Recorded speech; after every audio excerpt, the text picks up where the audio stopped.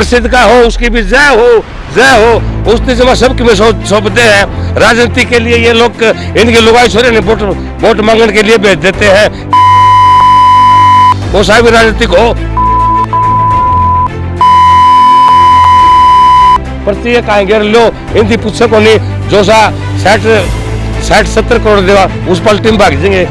ये तो वहां लगाने चाहिए जिस तरह प्रधान जी बोले थे, जहाँ से हमारी इनके भाइयों की बेटों की तिरंगा में लाश लपट के आती है। नहीं जो एक प्रधानमंत्री देश का होते हुए अपनी बीबी को नहीं रख पाया तो वो जनता को क्या रखेगा? कुछ नहीं रखेगा, जीरो है। ऐसा लगता है कि हम पाकिस्तानी हो गए और मोदी जी हिंदुस्तानी हो गए, मगर मोदी जी तो ऐसा समझ रहे हैं कि उनके दादा लाई सरकार बन गई और अब कोई हटाने वाला ही ना उन्हें। हम तो ऐसा भी तोड़ के चले जाओगे मोदी जी के पास में।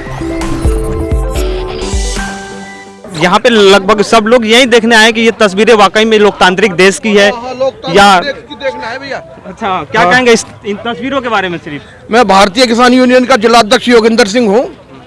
ऐसा लगता है कि हम पाकिस्तानी हो गए और मोदी जी हिंदुस्तानी हो गए।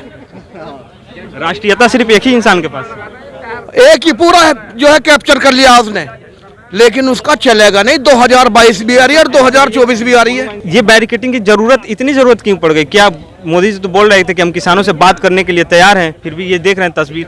आप नजारा देख रहे हो, बात करने को तैयार होते तो इसकी क्या जरूरत थी? मोदी जी जब प्रधानमंत्री चुने गए थे तो उन्होंने मेरठ की जमीन से जो है शुरुआत करी थी, और मेरठ की जमीन से ही जब देश आजाद हुआ था गुलामी से, तब मेरठ की जमीन से ही बिगुल बजा था। मगर मोदी जी तो ऐसा समझ रहे हैं कि उनके दादा लाई सरकार बन गई और अब कोई हटाने वाला ही ना उन्हें। ऐसा नहीं है। मोदी जी समझ जाओ, तीनों काले कानून वापस ले लो, और नहीं तो किसान में बहुत बड़ी एकता है। हम तो ऐसा भी तोड़ के चले जाओगे मोदी जी के पास में। और मोदी जी कहते हैं कि झोला उठा के चला जाऊंगा, तो मोदी जी जो झोला उठा के चले जाएंगे, हम अपने बीवी बच्चों को, क्योंकि उनके तो ना बीवी है ना बच्चे हैं, उन्हें तो एक नारी का जीवन भी बर्बाद कर दिया, तो हमारे जीवन के बारे में क्या सोचेंगे? उनके पास में कुछ नहीं है। जो एक प्रधानमंत्री देश का होते हुए अपनी बीबी को नहीं रख पाया तो वो जनता को क्या रखेगा? कुछ नहीं रखेगा, जीरो है। अभी बात आई कि वो बोलते हैं कि हम तो झोला उठा के लेके चल देंगे, लेकिन वो बार बार ये भी कहते हैं कि हम राष्ट्र के लिए काम करते हैं, देश हित में काम करते हैं। हाँ जी, देश हित आपको नजर आ रहा है। देश हित है ये हमारा, कि जहाँ ये बॉर्डर जो बनता है वो पाकिस्तान चीन वहाँ बनाया जाता है। ऐसा तो कितना राष्ट्रहित है कि अपने जहाँ दिल्ली है और एक सटे हुए उन्हीं के अपने घर परिवार के डेरे मान लो, ये उनके लिए उन्हें इतना बड़ा बॉर्डर लगाना पड़ा है, तो राष्ट्रहित है जी। इससे बड़ा राष्ट्रहित क्या करेंगे? वो कितना राष्ट्रहित कर दिया उन्होंने हमारा। भाई किसानों से जो उनके जिन्होंने उन्हें बनाया, जो अन्नदाता हैं, जो उनके सेवक रहे हैं, आज उन्हीं का रास्ता रोक दिया। आय दुगनी हुई, आय तो दुगनी चौगनी हो गई। 3500 में धान बिका, 1500 अब से 4 साल पहले 3800 मूंजी भी की ही, अब का 1800 भी की है, चौगनी हो गई। काला धन वापस आया है अभी तक? हाँ, सबके अकाउंटों में 15-15 लाख रुपए पहुंच गए।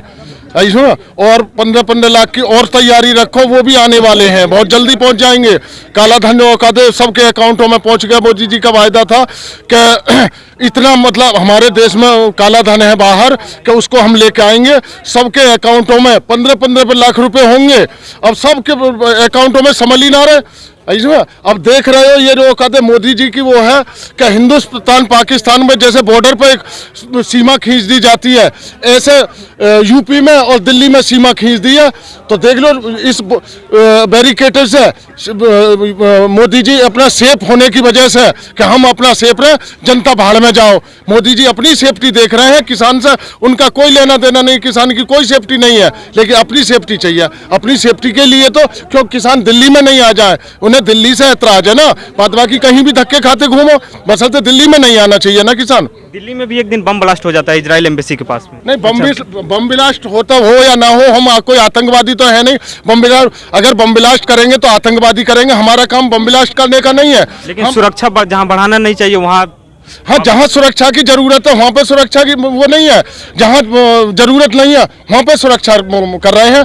हम कोई आतंकवादी नहीं है, हम तो एक शांति प्रिय किसान हैं, और किसान से ज़्यादा शांति प्रिय सबर वाला दूसरा इंसान नहीं मिलेगा। हम तो अपने शांति से अपना आंदोलन कर रहे हैं, जो अपनी मांग है उनको लिए बैठे हैं। अब वो मोदी जी सरकार के पीछे है कि हमारी मांगों को कबूल करें या ना करें, अपना जब तक रोका दे हमारी पेश पड़ेगी, हम अपना धरना करते रहेंगे।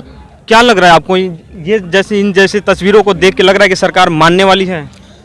ये इनके बात नहीं, सरकार तो मतलब बिल वापसी कर वापसी, और ये तो है, ये तो हमें मतलब हरियाणा से हूँ। आज से 2 महीने पहले 26 तारीख नहीं आना था दिल्ली, 26-27 नंबर की घोषणा करी थी।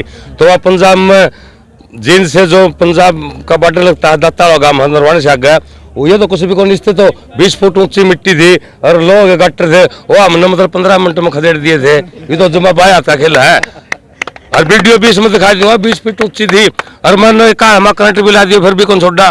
फिर हमने तोड़ने को नहीं है भाई साहब, तोड़ने वो आके करेंगे। ये मिलिट्री में भी इनके भाई हैं, सारे मिलिट्री में इनके भाई हैं, अंबानी डानी के थोड़े हैं। ये तो वहां लगाने चाहिए जिस तरह प्रधान जी बोले थे, जहां से हमारी इनके भाइयों की बेटों की तिरंगा में लाश लपट के आती है नहीं, वो अगर उग्रवादी दूसरे देश के मारे, ये तो सुरक्षा वहां करनी चाहिए सरहद पर। और यहाँ तो ये हमारे भाई है, और दूसरा देश की सीमा पर करनी चाहिए। वहां तो कोई करता को नहीं। चीन कितना आगे घुस रहा है, चीन का आगे कर दो नहीं। वो चीन के घुसने पे बोलते हैं कि वो तो नेहरू जी करके चले गए। नर को यो उठा दो, उल्टे हमने बैठा दो, वो हमें उठावे उल्टे, एक किसान ने बैठा दो, ले वो चीन उड़े रह जाइयो, उनके की खुश लेंगे। और आगे ऐसा काम करे, गलती तो थी हमारे किसान ने की थे खड़े, इनकी सारे गलती थी। गलती क्यों थी? वो तो कांग्रेस का झंडा टांग रहा था, जय हो दूध प्याओ था, अपने बालक तो चाह पीवा, इनती राजनीति का दूध प्याओ है। ये फिर नुकद हमारे बच्चे का लाली को नहीं मुँह पाया, लाली कुकर होगी। इनका झंडा टांगो, को माओवादी का टांग रहा है, को भाजपा का टांग रहा है। आगे फिर ध्यान रखियो, आगे झंडा टांगियो, झंडा टांगियो, आगे झंडा टांगो, किसान उनका टांगो, 400 संगठन है, कोसा टांग दो। 3 चीज कर लियो, 3 चीज याद रखियो। नारे जोत को नहीं भाई, नारे जोत को नहीं, नारे भी ना लाओ, इसमें कुछ ना करो। 3 चीज हमेशा याद रखो, एक तो इनका मारा ना कर लियो, एक दूध ना पियो, एक इनका आगे हाथ ना जोड़ा रहो। मैं सलाह जिक्र कर दूं, बाबा महेंद्र सिंह टिकैत के साथ में 11 दिसंबर में गया था। वहां मैंने अमेरिका राष्ट्रपति देखा। अमेरिका राष्ट्रपति को छोटी चीज थोड़ी था, वो जर्मनी आया हुआ था, उसके को नमस्ते को नंबर था, यूरोप टूर, उसमें हैरान हो गया देख के। अमेरिका का राष्ट्रपति जर्मनी में ऐसे जा रहा है, उसके को नमस्ते को नंबर, कमाल की बात है। अरे यहाँ तो जिला प्रसिद्ध का हो, उसकी भी जय हो, उस जमा सबकी में सौंपते हैं।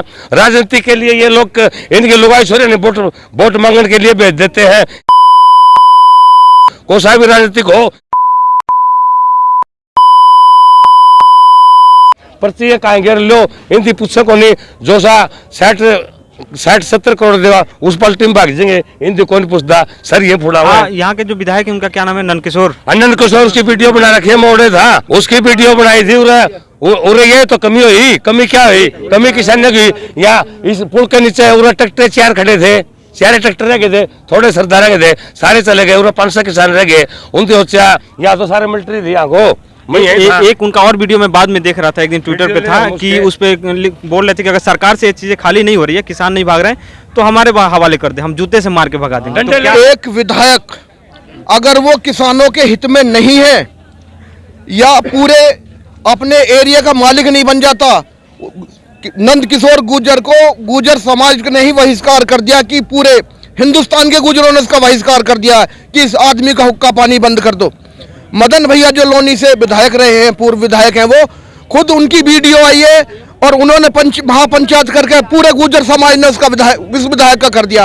अगर इसे नंदकिशोर में जरा भी शर्म है और इज्जत रखता हो किसानों की, तो अपनी जो पार्टी से इस्तीफा देके और किसानों से यहाँ के माफी मांगे, तो इसे समाज माफ करेगा, किसान भी माफ करेगा, वरना जूते खाता घूमेगा ऐसे ही।